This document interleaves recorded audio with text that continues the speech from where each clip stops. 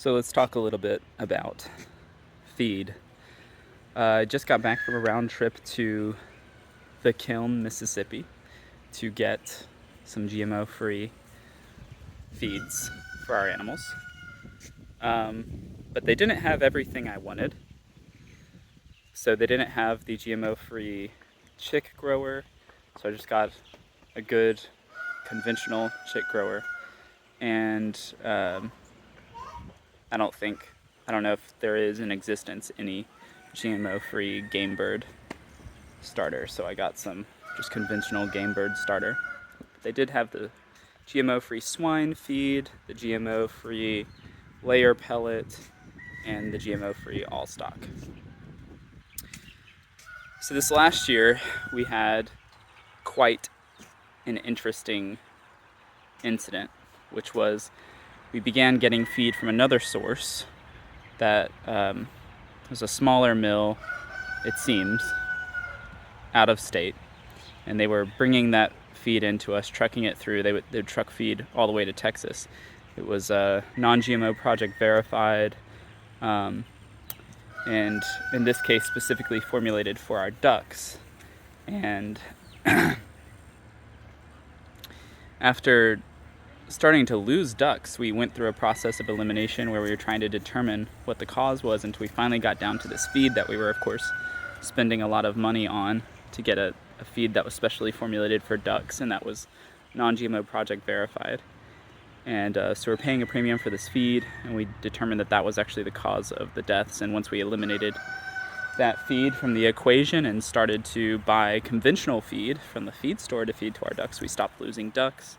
And our animals started to recover. The flocks that were affected started to recover, and we didn't have any other flocks where we were losing ducks at that abnormal rate. We lost so many ducks this last season that it could have put us in the ground. So, and that's because we went out and wanted to do something, that we thought was prudent. We wanted to make a prudent decision to have a consistent supplier of GMO-free or non-GMO project verified feed, and something that was specifically formulated for ducks that had higher levels of vitamin B3 for the winter time when ducks have deficiencies in that particular vitamin.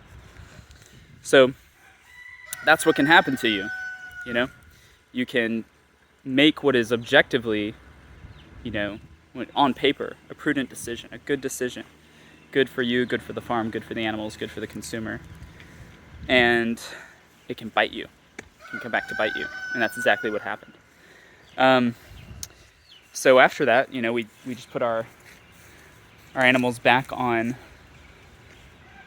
standard conventional feed from the feed store because, an animal that's dying because the feed is moldy or it's old or there's some toxin in it that affects this particular animal is not a healthy animal. And I certainly cannot sell a dead animal, an animal that's died before its proper time, to a customer. So, and I can't make a living.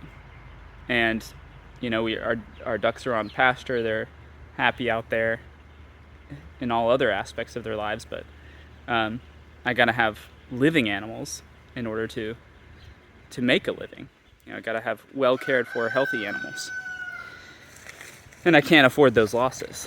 So that was the dilemma for the longest time. It still is the dilemma because we can't, especially after taking such a huge hit this season, massive. I don't even want to tell you how much money we lost, but we can't be going to Mississippi every week to get feed. I just made a big old trip. I got over a ton here, which really isn't that much, all things considered, but it'll keep us for a little while. And, we do the best we can.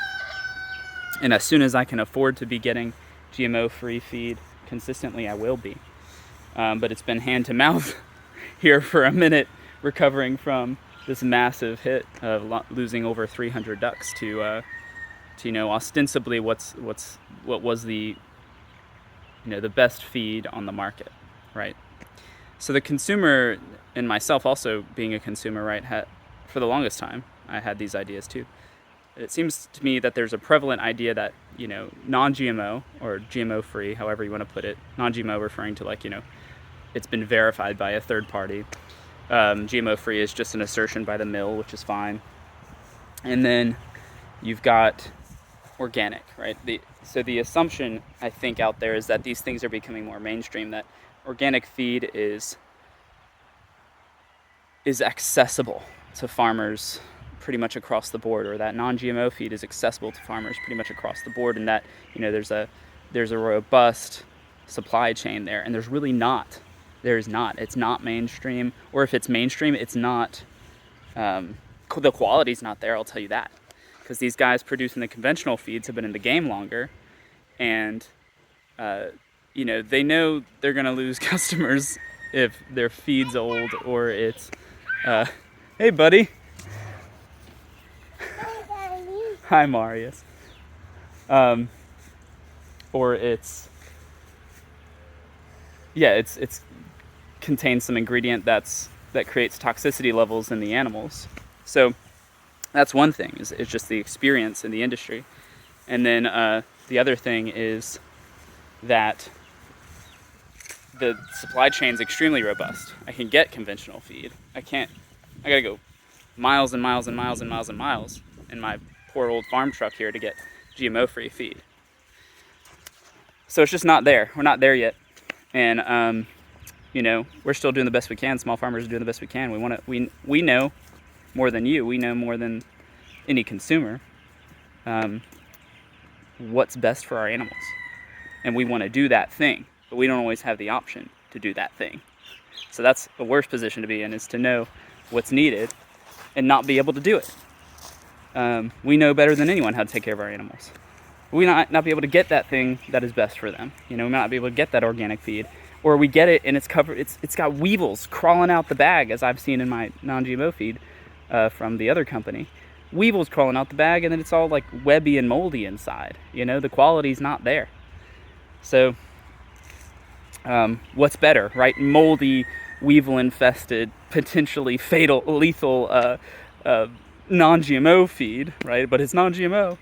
Or conventional feed, you know, that's fresh and isn't going to kill my ducks.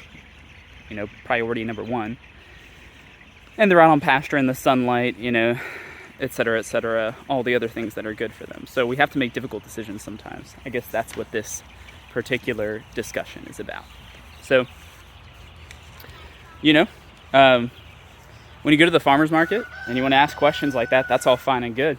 But the follow-up question might want to be like, well, you know, what's your access to organic or non-GMO feed like? Are you even able to get it? You know, and sometimes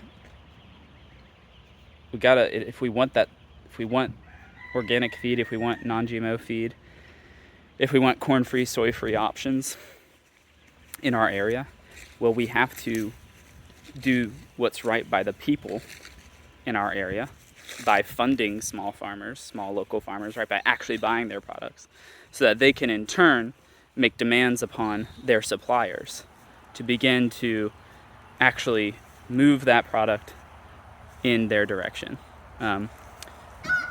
We can push the feed stores to, you know, sign up with these mills and become dealers. That's the difficulty right now, is we just don't have the clout, and it's not as mainstream as you might think. And that's what I got to say about that. That's the feed dilemma. What we've got right now here is Tucker Milling. Tucker Milling makes great products. I'm really happy with their stuff. I've never had issues with Tucker Milling. Again, it's just, I gotta make a 3.5 hour round trip to go get it. And that there's a massive cost to that, which when I'm able to do it, I'm happy to do it. But I got a lot of responsibilities here at the farm, and it's 16-hour days most days. Anyway, catch you next time.